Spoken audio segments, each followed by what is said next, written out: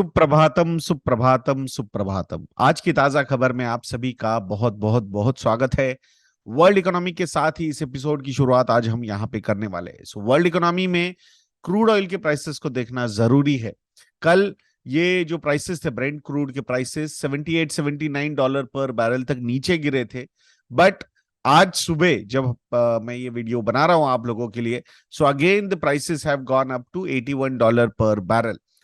ऐसा माना जा रहा था कि ओपेक प्लस की जो मीटिंग है प्रोडक्शन कट्स के रिलेटेड, वो 26 नवंबर से 30 नवंबर तक शायद पोस्टपोन हो गई है।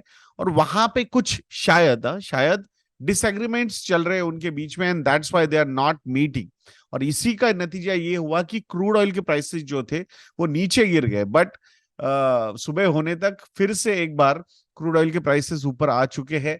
Looks like the agreements are in place. देखेंगे अभी जब वो मिलेंगे उसके बाद वो प्रोडक्शन कट लेने वाले हैं नहीं लेने वाले, ये सारी चीजें हमें पता चलेगी।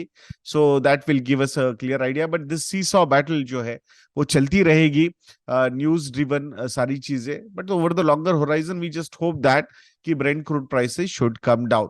बाकी यूएस की जो 10 ईयर जिसे यील्ड है, दैट यील्ड इज एट 4.41%।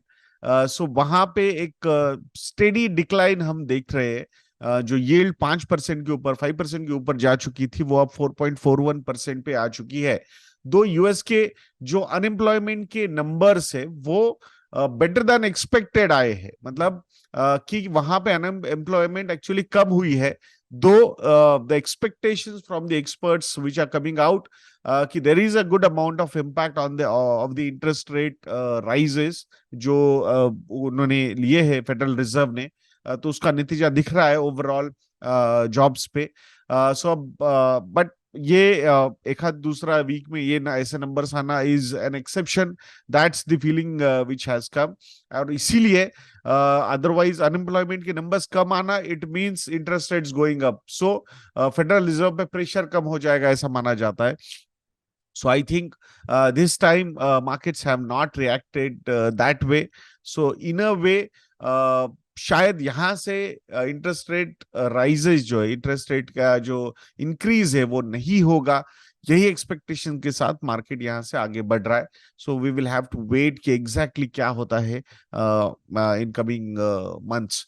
बाकी एक यूबीएस की रिपोर्ट है जिसमें बोला गया है कि आर्टिफिशियल इंटेलिजेंस की जो डिमांड है will continue to drive the tech stocks higher. UBS ने ये रिपोर्ट निकाली हुई है। जिस तरीके से मतलब एनवीडिया वगैरह ये जो कंपनीज है, इनके जो नंबर्स भी आ रहे हैं, उनके जो मार्केट कैपिटलाइजेशन में जो राइज हमने देखी है, I think this is majorly because of the demand for advanced AI chips. दो चाइना से डिमांड काफी ज्यादा है, बट यूएस ने इनके एक्सपोर्ट्स पे थोड़े से बैन लगा दिए हैं to China. Advance AI chips majorly it's like next, जैसे हमने कोविड देखा था, बहुत सारे लोगों ने उसका प्रेडिक्शन वॉरफेयर के एंगल से भी देखा था। तो उस आगे जाके आई थिंक ये advanced AI chips could be used in lot of things, और वो एक different kind of electronic warfare हो सकता है। And that's why to safeguard few things US ने बोला है कि you will not export these chips to China. Is it like that कि चाइना इसको डेवलप नहीं कर सकता है क्या? I think we have seen कि टेक्नोलॉजिकल एडवांसमेंट हर जगह पे है, so things can happen. But I think this AI demand is driving these tech stocks to the higher levels. Majorly, एक featured world से एक smart world में हम जिस तरीके से कन्वर्ट हो रहे हैं, उसमें AI is going to play a very important role, वो भी हमें देखना होगा।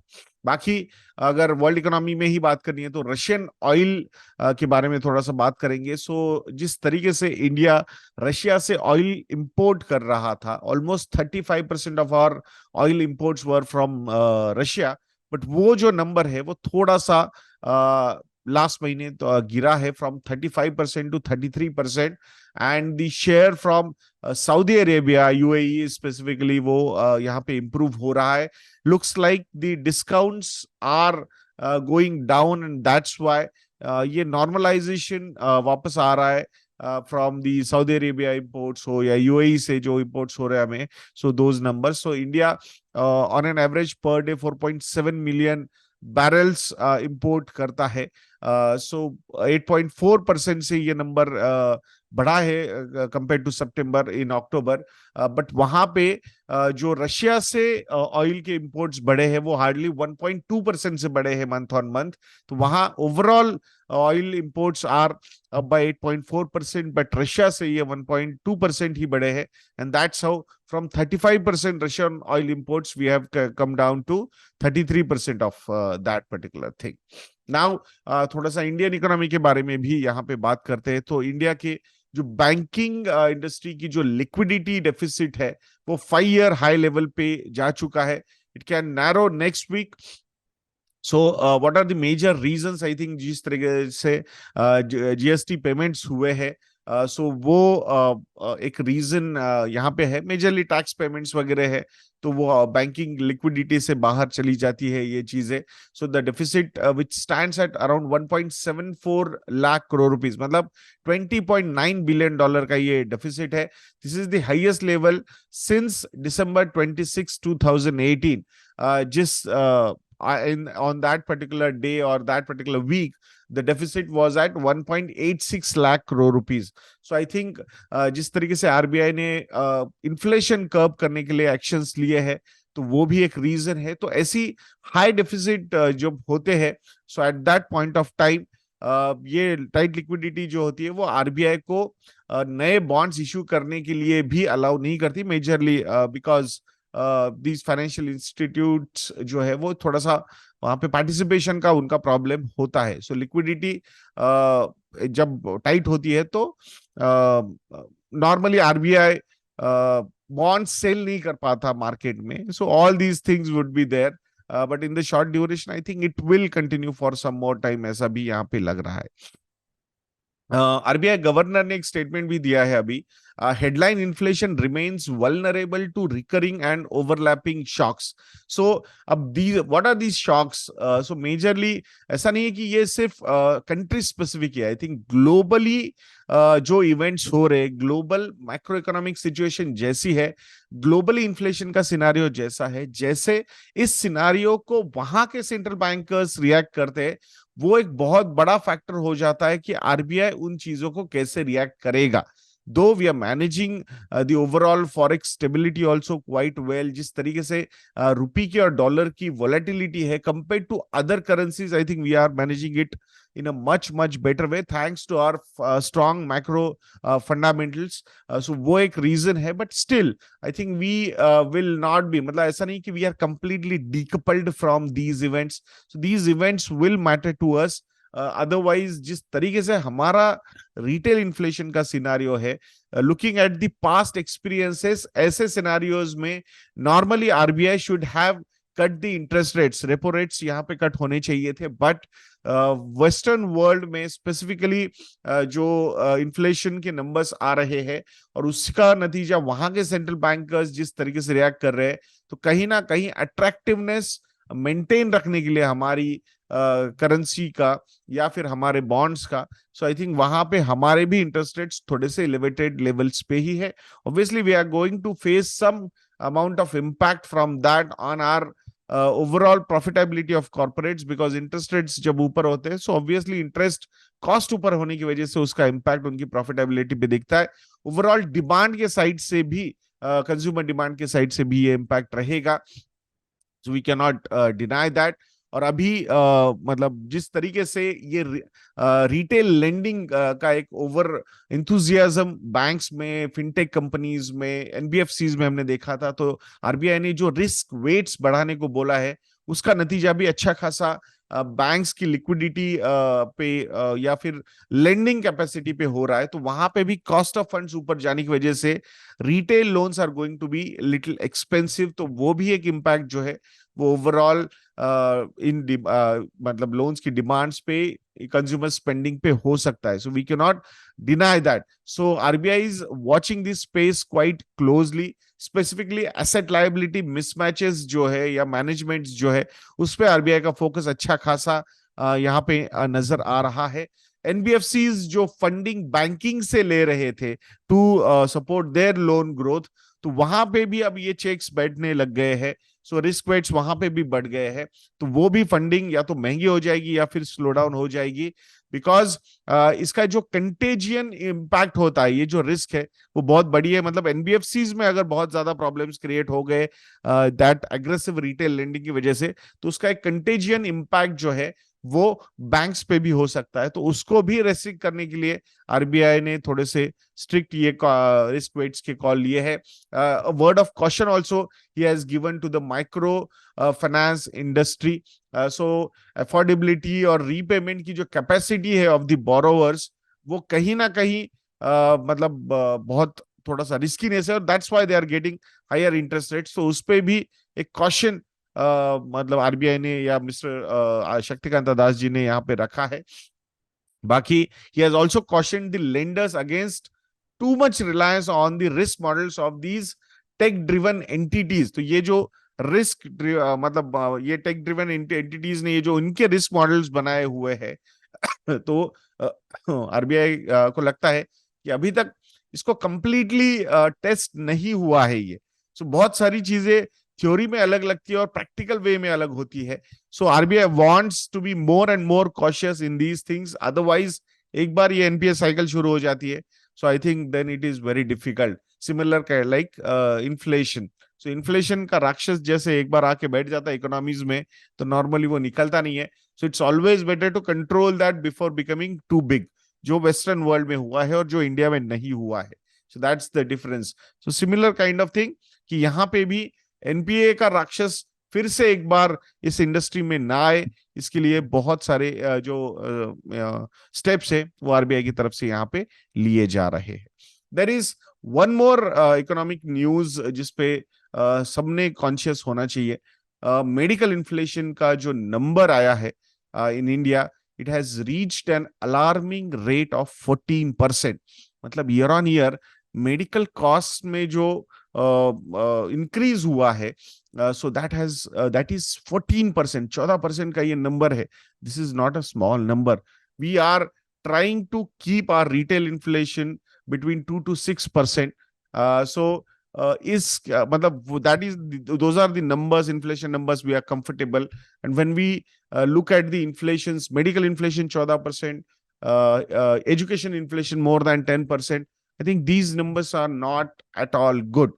specifically मेडिकल इन्फ्लेशन तो नहीं ही होना चाहिए, because very few people in India are actually insured.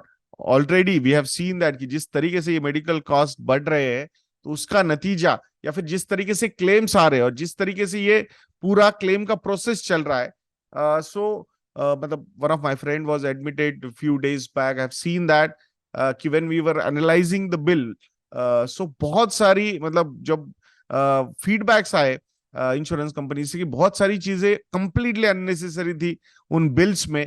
तो कहीं ना कहीं ये जो चीजें है, मतलब भले ही हमें लग रहा है कि चलो कैशलेस है, पूरा का पूरा पेमेंट इंश्योरेंस कंपनी वहां पे देगी, और यही इसी का फायदा बहुत सारे हॉस्पिटल्स भी उठा रहे हैं। तो ये सारी चीजें जो है ना इफेक्टिवली हमें ही इम्पैक्ट करने वाली है, बिकॉज जितना ज्यादा क्लेम वहां पे सेटल होंगे, उतने ज्यादा इंश्योरेंस के प्रीमियम्स आने वाले समय में बढ़ने वाले हैं।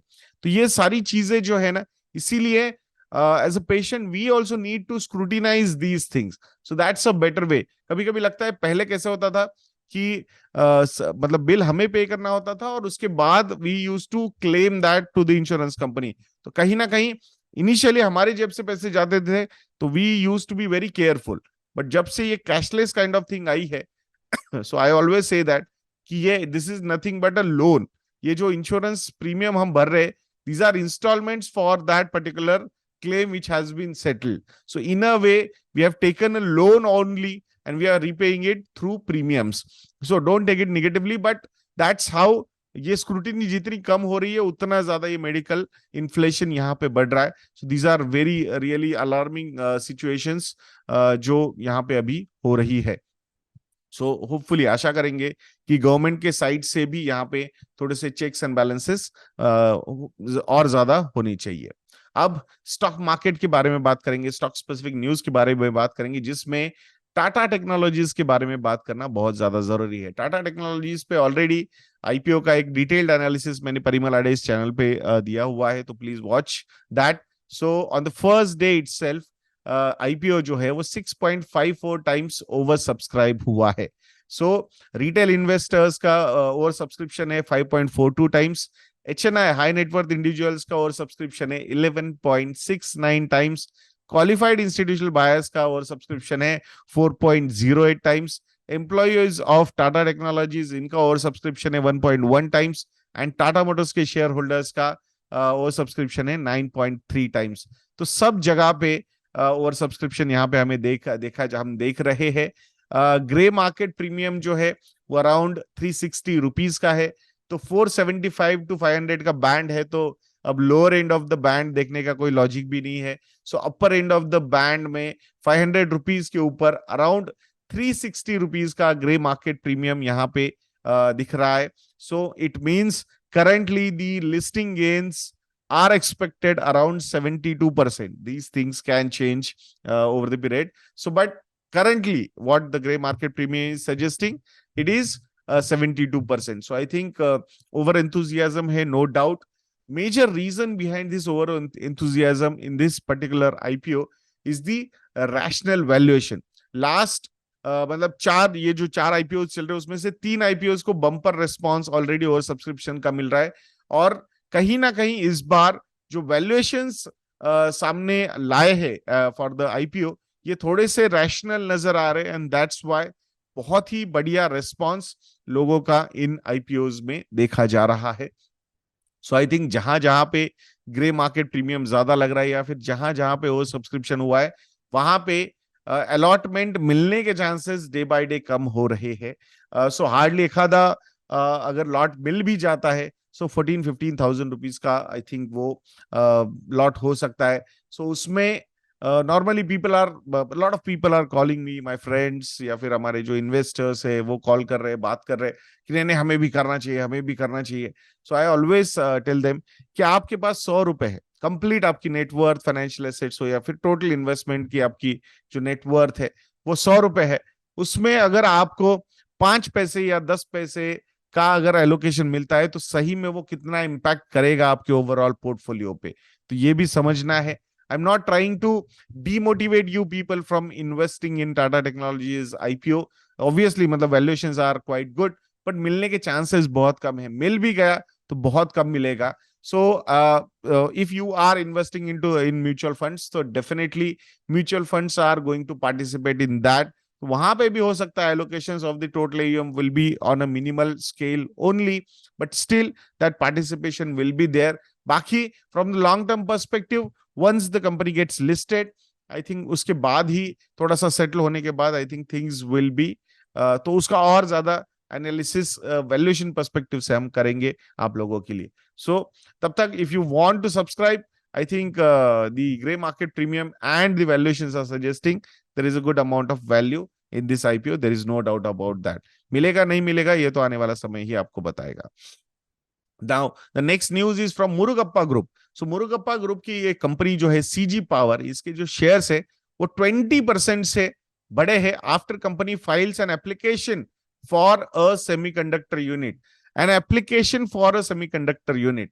सो कोई ऐसा एक स्ट्रक्चर्ड प्ले सेमीकंडक्टर में इंडिया में नजर नहीं आ रहा था, अब ये स्ट्रॉन्ग ग्रुप की तरफ से ये आया है। और इसका जो इस न्यूज का जो इम्पैक्ट है वो बहुत ही पॉजिटिव रहा है for the whole Murugappa group. मतलब $3 बिलियन का value appreciation after this news पूरे मुरुगप्पा ग्रुप में हुआ है। दो कंपनीज ने 20% का अपर सर्किट टच किया, एक कंपनी ने 9% के रिटर्न्स उस पर्टिकुलर स्टॉक में आए हैं। सो आई थिंक कहीं ना कहीं market is reacting quite positively to this particular news. So semiconductor unit होना यानी ये एक प्रॉपर सोफिस्टिकेटेड प्ले नजर आ रहा है आफ्टर अ लॉन्ग टाइम, या फिर market was looking for such kind of news, तो वो अभी यहाँ पे आता हुआ हमने देखा है। बट उसका एक इम्पैक्ट जो है वो अदर स्टॉक्स पे भी हुआ है। Tube investments of India holding company है सीजी पावर की, तो उसमें भी राइज हुई है 15% से। Carborundum universal manufacture of materials used in semiconductors, इस कंपनी के स्टॉक्स भी कल 7% से बढ़े। सो ओवरऑल ग्रुप के लिए काफी अच्छा दिन था।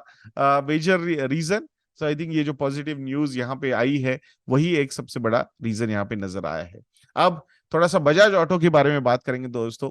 Bajaj auto is likely to launch CNG two wheelers in 2025, ऐसा किसका कहना है? CEO mister Rajiv Bajaj ji. So अभी तक टू व्हीलर में कहीं पे भी दूर दुनिया में सीएनजी व्हीकल नहीं है।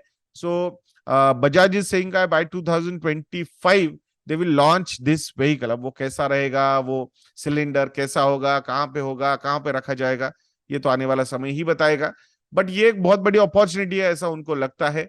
ऑलरेडी मतलब थ्री व्हीलर्स में 60% of the industry has move to CNG and he feels that कि यहाँ सीएनजी का टू व्हीलर में भी डिमांड हो सकता है। So will have to wait. Even talking about Bajaj Triumph, so वहां पे भी काफी एम्बिशियस टारगेट कंपनी ने रखे। मेजरली दिस ट्रायम्फ जो ब्रांड है ये रॉयल एनफील्ड के साथ compete करेगा। So they are intending to sell 10,000 units per month. So इस क्वार्टर में, ये जो थर्ड क्वार्टर अभी चल रहा है उसमें अराउंड 18,000 यूनिट्स वो सेल करेंगे, यानी कि महीने के 6,000 यूनिट्स। वहां से ये 10,000 यूनिट्स तक जाना चाहते हैं और वहां पे अपना मार्केट शेयर बढ़ाना चाहते हैं। लेट्स सी, मतलब एग्रेशन सीधा सीधा नजर आ रहा है बजाज के, और ये बजाज ट्रायम्फ ये जो पार्टनरशिप हुई है उसमें। एसबीआई के बारे में बात करेंगे। एसबीआई की अनसिक्योर्ड लेंडिंग जो है वो थोड़ा सा मॉडरेशन फेस करेगी, ऐसा मानना है चेयरमैन का, मिस्टर खरा, दिनेश कुमार खरा जी का। सो आरबीआई ने जो स्टेप्स लिए हैं रिस्क वेट बढ़ाने के, उसका जो इम्पैक्ट है on the net interest margins of State Bank of India would be around 0.02 to 0.03%। So ये अभी उनका एक्सपेक्टेशन है। बेटर पिक्चर जो है वो इमर्ज करेगी नेक्स्ट क्वार्टर में ही, वो पता चलेगा। ये रूल से बहुत ज्यादा चेंजेस नहीं होंगे इनके अप्रोच में, ऐसा खराजी का कहना है। बट कॉस्ट ऑफ फंड्स बढ़ने की वजह से rate of interest on these kind of loans can go up. So automatically अगर इंटरेस्ट रेट्स ऊपर जाएंगे तो उसका impact moderation in demand of such loans हो सकता है, ये भी उनका कहना है। So let's see, I think everybody knows that कि ये स्टेप्स क्यों लिए गए हैं, और उसके हिसाब से यहाँ पे रिएक्शंस भी आ रहे हैं। सो दोस्तों, हैप्पी दिवाली। ये प्रोमो कोड अभी भी एक्टिव है। वैसे हमने सोचा था कि दूसरी दिवाली हम 19 नवंबर को आफ्टर वर्ल्ड कप मैच जीतने के बाद, फाइनल जीतने के बाद और मनाएंगे, but unfortunately we lost. It's okay, it's sport, तो ये सारी चीजें चलती रहती है। Oh the best part about sports की गिरने के बाद फिर से उठना होता है और फिर से भागना होता है, फिर से खेलना होता है, and that our players will do for sure, there is no doubt. But happy Diwali promo code आप लोगों के लिए अभी भी एक्टिव है। Highest ever discount of 65% is available on our complete model portfolio subscription, Stockometer and Fundometer. अगर combo offers के लिए जाओगे then the discounts would be as high as 70 to 75% also. 3 साल के सब्सक्रिप्शंस भी अवेलेबल है। आशा करूंगा आप जरूर हमें हमारी वेबसाइट को विजिट करके happy Diwali promo code use करोगे। ऐसे वीडियोस के लिए चैनल पे बने रहिए, वीडियो को लाइक करना, शेयर करना और चैनल को सब्सक्राइब करना बिल्कुल मत भूलना। नेक्स्ट वीडियो में मिलते हैं। जय हिंद।